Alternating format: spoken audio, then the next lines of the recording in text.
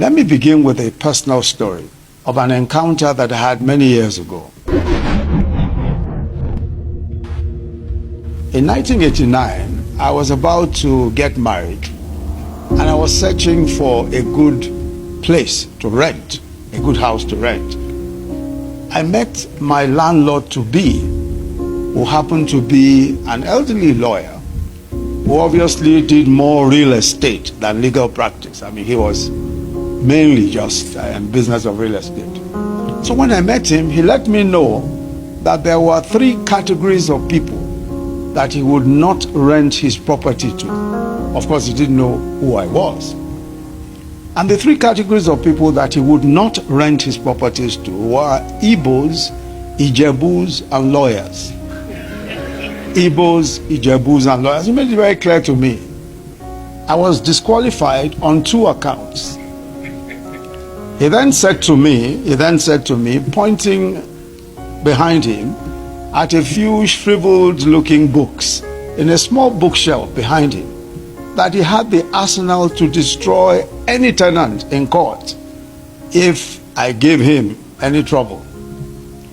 He later on, of course, discovered to his embarrassment that I was a law teacher and at the time advisor to the then Attorney General of the Federation.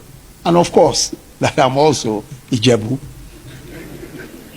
I've shared this story to illustrate a point that I think is hugely important, which is that prejudice and bias are natural aspects of human nature. Everyone has prejudices and preferences that are reinforced by stories and narratives that they hear. Prejudice is a function of environment in which one is socialized and the level of exposure that one has. All across this country, different ethnicities are subjects of popular stereotypes, whether it is the notion that Ijebus are stingy, or that Igbos have an excessive love for money, or that the Fulanis are cunning, unforgiving, or more recently, violent, or that the Ebira and the Ika are practitioners of seasoned witchcraft. These are stereotypes, and they are, of course, by the very nature of stereotypes, wild generalizations, most likely to be false, and unlikely to hold up to any kind of empirical tests. But they are the narratives people have woven about other tribes and, in fact, people of other religions. Sometimes these stories are repeated so many times that they are soon accepted as facts. And when we accept these stories as facts about other people, and people of other ethnicities and people of other religions, who we have never met with or interacted with, they shape our judgments about them even before they have spoken. Elections, for example, by their very nature, tend to be already divisive. Partisan democratic competition compels us to align ourselves with the camps that most reflect our ideals and aspirations. In a diverse society such as ours, democratic competition is intensified by the socio-cultural cleavages that exist in society. This is true of any heterogeneous society or democracy. In an election cycle in which the major contenders come from different ethno-regional classes or zones, there was always a sense that the competition was going to be particularly intense. But at the same time, it would not be accurate to reduce the election to an ethnic census. As we saw, the contenders performed strongly in parts of the country other than their natal regions. Unfortunately, one of the unsavory tendencies that was witnessed in this election cycle, and has been so in previous ones, but perhaps heightened somewhat, was the weaponization of ethnic, religious, and sectional prejudices in ways that are damaging to social cohesion. Religion was quite clearly made an issue, and in some parts of the country, political biases are introduced even between denominations of the same religion. In some cases, ethnic profiling took place at polling booths. There's a popular female food blogger and YouTuber YouTuber called Yemi, a Yoruba woman, who took to her verified Twitter handle to say, and I quote, "My husband and I were not allowed to vote. They said we look like Igbo people. I can't believe this," end of quote.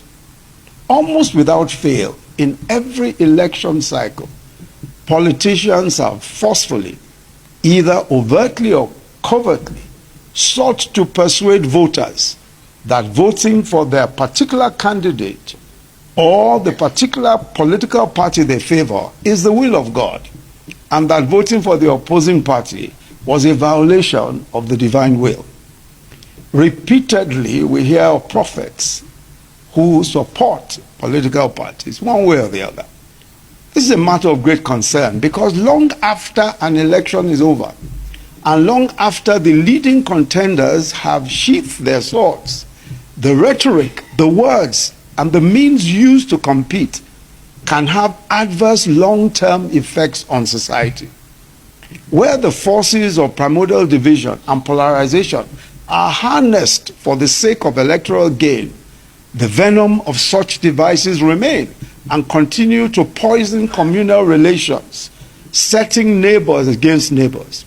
Some of the political rhetoric that we have heard in the course of this election cycle have been disturbing because they recall similar rhetoric used by politicians during some of the darkest chapters of our country's existence. In the First Republic, the exploitation of prejudice and incitement of hatred against ethnic communities led to the collapse of that democratic dispensation. It led to bloody pogroms and a civil war that cost in excess of 2 million lives. We talk about the Civil War, but we seem to ignore the fact that it was the manipulation of ethno-religious sentiment that eventually boiled over into that tragedy. The demons released by that bloody conflict amongst brothers are yet to be fully caged, and we pay the price of that healing process every day. That is not a chapter of our history that we should ever allow to repeat itself.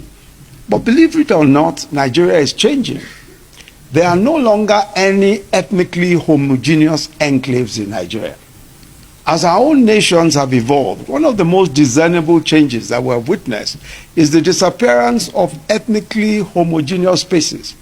Everywhere across the country, people from diverse ethnic and religious backgrounds are schooling together, doing business together, commingling, intermarrying, and raising families. Our much talked about linguistic diversity is not a barrier, as many Nigerians are multilingual. Increasingly, we see that the heart and face of a new Nigeria is a socio-cultural hybrid, appreciative of the cultural diversity of our society, attuned to its culture, but also blessed with an inclusive cosmopolitan outlook. For many of these Nigerians, young Nigerians in particular, their ethnic and national identities are not in contradiction. For young Nigerians who belong to the most globalized generation in our country's history, this is especially true. Their friendships, their education, their lived experiences have brought them into contact with a favorable variety of identities and cultures in their societies and on the planet.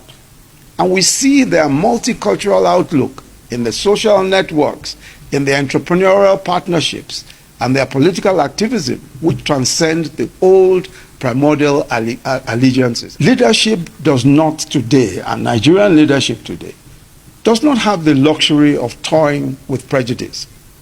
The leadership elite, and when I refer to the leadership elite, I refer not just to the political elite, I refer also to the religious elite and to the business elite.